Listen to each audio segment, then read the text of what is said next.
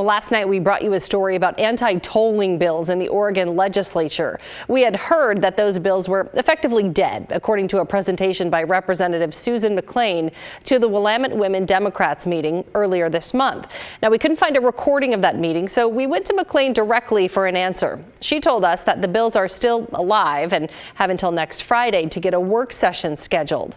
But there's some nuance to what she said in our interview. Basically, that tolling is a tool the legislature is crafting and expanding on. So even though the bills are alive, we don't expect them to move forward.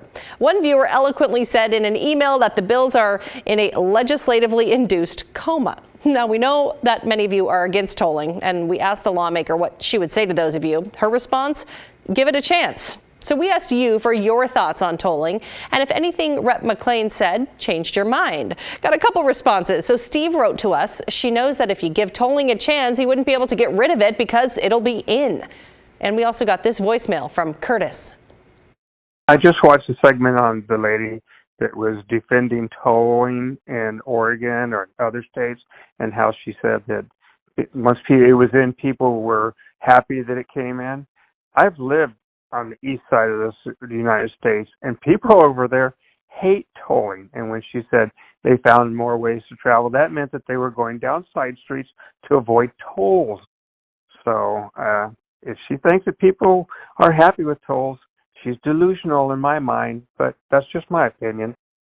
Some strong sentiments there. Well, there certainly is also a portion of you who are not adamantly against tolling. You kind of understand, I guess, why it may be needed. David says convenient, uncongested motor vehicle expressways are not created and maintained with fairy dust.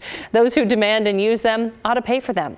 Now, obviously, this all comes down to money, right? Money from the public to go to ODOT for maintenance and upgrades to the areas that it wants to toll. We got a voicemail from a man named Michael that we wanted to address tonight concerning this very issue. My question is, have any of the anti-tolling groups or people who have commented to you figured out a way to make up for ODOT's loss of revenue due to the reduction in gas tax revenue because of the hybrids and EVs? Good question. So the short answer is we've not seen any concrete plans for additional ODOT revenue from the groups or people who don't want tolls. But the state has been working on a pilot project for over a decade to make up for declining gas tax revenue. Origo is a pay-per-mile program for EV and hybrid drivers. We first told you about this in January. It's a volunteer-only. It is volunteer only right now, and only around 700 people or so have signed up so far. The rate is just under 2 cents per mile. So they either report their mileage to the state or it's tracked using GPS devices. Because people driving hybrids are still buying gas at the pump, their account is balanced each quarter to credit the mileage fee against the gas tax so that they're not paying both. In order to make this program mandatory, though, lawmakers would have to pass a bill in the legislature. And because it's a tax program for revenue, it would need 3/5 majority approval. Now, there is a bill in Salem this session that would make this mandatory in 2027, but that's only for cars that are model year 2028 or later and rated for 30 miles per gallon or better, which would include EVs. So the bill has been sitting with the Joint Transportation Committee since late February with no upcoming hearings scheduled. So it's still a number of years off, effectively. By the way, those anti-tolling bills are also in that Joint Transportation Committee, co-chaired by Representative Susan McLean, who touched on the pay-per-mile program during our interview.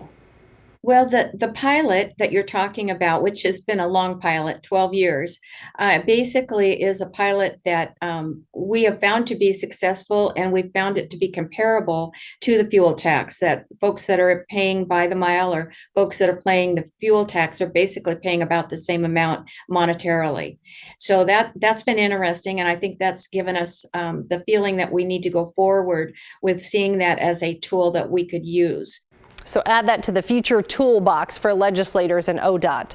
And if you'd like to learn more about Origo program, you can head to the KGW YouTube channel. Just scroll down to the story and then go back to our show from January 4th of this year. That's when we covered the pay-per-mile option as our big story that night. You can also visit myorigo.org.